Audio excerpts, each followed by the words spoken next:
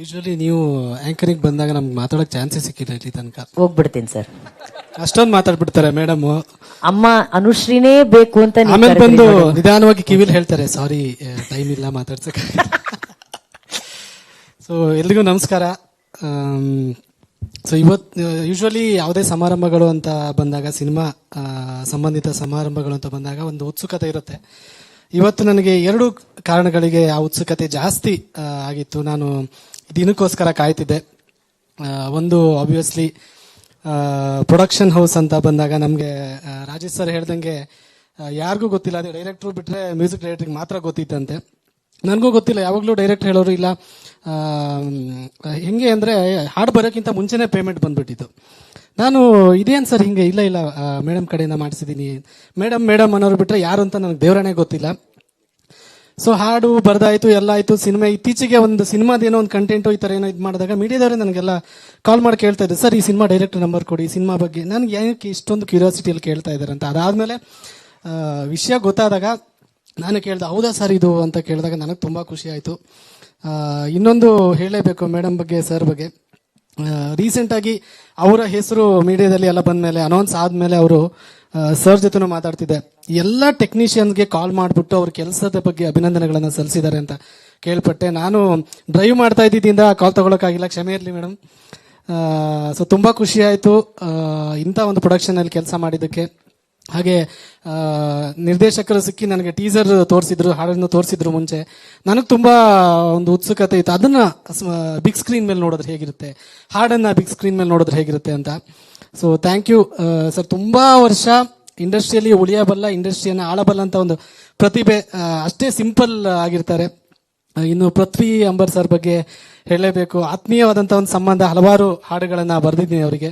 ಅವ್ರ ಬಗ್ಗೆ ಒಂದೇ ಲೈನಲ್ಲಿ ಹೇಳೋದಾದರೆ, ವ್ಯಕ್ತಿತ್ವದಲ್ಲಿ ಪೃಥ್ವಿ, ಪ್ರತಿಭೆಯಲ್ಲಿ ಅಂಬರ ಅಂತ ಹೇಳ್ಬೋದು. ಅಷ್ಟು ಒಬ್ಬ ಪ್ರತಿಭಾನ್ವಿತ ನಟ ಅವರು. ಇನ್ನು ಸಂಗೀತ ನಿರ್ದೇಶಕರ ಬಗ್ಗೆ ಅಭಿ ಅವ್ರ ಜೊತೆ ಕೆಲಸ ಮಾಡಿದ್ದೀನಿ, ಅದ್ಭುತವಾಗಿ ಕೆಲಸ ಮಾಡಿದ್ದಾರೆ ಅಭಿ ಅವರ. ಇನ್ನು ವಿಕಾಸ್ ವಸಿಷ್ಠ ಅವರ ಕಂಪೋಸಿಷನ್ಗಳಂದ್ರೆ ನನಗೆ ತುಂಬ ಇಷ್ಟ.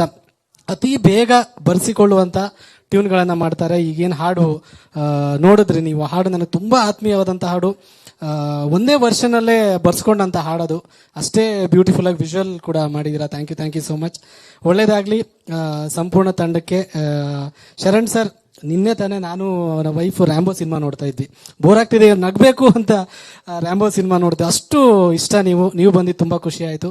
Thank you so much. ಮತ್ತು ಹಾಡುಗಳಿಗೆ ಒಂದು ಪ್ಲಾಟ್ಫಾರ್ಮ್ ಕೊಡ್ತಾ ಇರುವಂಥ ಲಹರಿ ಸಂಸ್ಥೆಗೆ ಧನ್ಯವಾದ. Thank you sir. Raj sir. ಎಲ್ರಿಗೂ ನಮಸ್ಕಾರ. ಆಲ್ಮೋಸ್ಟ್ ಎಲ್ಲರೂ ಹೇಳಿದ್ದಾರೆ ಸರ್ಪ್ರೈಸ್ ಅಂದ್ಬಿಟ್ಟು, ಸೇಮ್ ಅದೇ ಥರ ಇಡೀ ತಂಡಕ್ಕೆ ಸರ್ಪ್ರೈಸ್ ಅಂತ ಹೇಳ್ಬೋದು. ಬಟ್ ಕೆಲಸ ತಗೊಳ್ಳೋ ರೀತಿ ಇತ್ತಲ್ಲ ರಾಜ್ ಸರ್, ಅದು ನಿಜವಾಗ್ಲೂ ಹೇಳ್ತೀನಿ, ಅದು ನಿಮ್ಮ ಭಯನೋ ಅಥವಾ ಜವಾಬ್ದಾರಿನೋ ಗೊತ್ತಿಲ್ಲ. ಪ್ರತಿಯೊಬ್ಬರ ಹತ್ರನೂ ಕೆಲಸ ತಗೊಂಡಿದ್ರೆ. ಫಸ್ಟ್ ವಿಕಾಸ್ ಸರ್ ಅವರು ಬಂದಾಗ, ಟ್ಯೂನ್ ಬಂದಾಗ, ಸರ್ ಈ ಥರ ಒಂದು ಸೆಂಟಿಮೆಂಟು, ಒಂದು ಮೆಲೋಡಿ ಇದೆ ಸರ್, KGF ಅಮ್ಮ ಇದೆಯಲ್ಲ ಆ ಥರದಲ್ಲಿ ಇದು ಒಂದು ಬೇರೆ ಥರದಲ್ಲಿ ನಿಲ್ಲಬೇಕು ಸರ್ ಅಂದರು. ನನಗೆ ಏನು ಗೊತ್ತಿಲ್ಲ, ಓಕೆ ಕೇಳಿರ್ಬೋದು ಅಂದ್ಬಿಟ್ಟು. ಮೆಲೋಡಿ ತುಂಬ ಚೆನ್ನಾಗಿತ್ತು. ಆಮೇಲೆ ಅವರು ಹೀರೋ ಯಾರು ಏನು ಅಂತ ಹೇಳ್ತಾ ಇದ್ದಿಲ್ಲ. ಸಾಂಗ್ ಎಲ್ಲ ಆದ್ಮೇಲೆ ಕಿನಾಲ್ ಸರ್, ಒಂದೇ ನಿಮಿಷ, ಒಂದು ಸಣ್ಣ ಆಡಿಯೋ ಪ್ರಾಬ್ಲಮ್ ಇದೆ. ಆಡಿಯೋ ಸರ್ ಚೆಕ್ ಮಾಡಿ ಪ್ಲೀಸ್. ಸೇಮ್ ಅದೇ ಒಂದು ಟ್ಯೂನ್ ತಗೊಂಡ್ಬಂದ್ರು, ಈ ಥರ ಹಿಂಗೆ ಚೆನ್ನಾಗಿ ನೋಡಿ ಸರ್ ಅಂದ್ಬಿಟ್ಟು ಹಾಡು ಬರೆದ ಮೇಲೆ ರೆಕಾರ್ಡಿಂಗ್ ಎಲ್ಲ ಆದ್ಮೇಲೆ ಒಂದ್ಸರಿ ಕೇಳಿಸಿದ್ರು.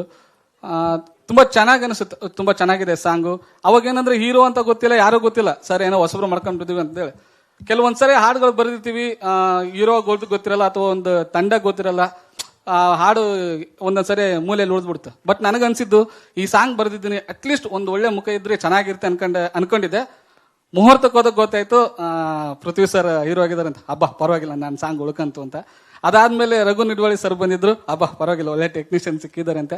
ಅದಾದ ನಂತರ ಸಿನಿಮಾ ಆದ್ಮೇಲೆ ಒಂದ್ಸರಿ ಸಿನಿಮಾ ನೋಡಕ್ ತೋರಿಸಿದ್ರು. ಸಿನಿಮಾ ನೋಡಿದ್ರೆ ನೀವೇನ್ ಟೀಸರ್ ನೋಡಿದ್ರಿ ಸರ್, ಗ್ಲಿಮ್ಸ್, ಅಲ್ಲಿಂದ ಶುರು ಮಾಡಿದ್ರು. ಅವತ್ತೇ ಅನ್ಕೊಂಡಿದ್ದೆ, ಸರ್ ನಿಮ್ದೊಂದು ಒಳ್ಳೆ ಪ್ರಯತ್ನ, ನಿಜವಾಗ್ಲೂ ಗ್ಯಾರಂಟಿ ಜನಕ್ಕೆ ಇಷ್ಟ ಆಗುತ್ತೆ. ಬಟ್ ಇದನ್ನ ತಲುಪ್ಸಕ್ ಒಂದು ವೇದಿಕೆ ಇದ್ರೆ ಚೆನ್ನಾಗಿರುತ್ತೆ ಅಂತ ಮನಸ್ಫೂರ್ತಿಯಾಗಿ ಹೇಳಿದ. ನಾನೇನು ಅನ್ಕೊಂಡಿದ್ದೆ ಅದು ಹೇಳ್ತಿದ್ದೀನಿ ಸರ್, ಸಾರಿ.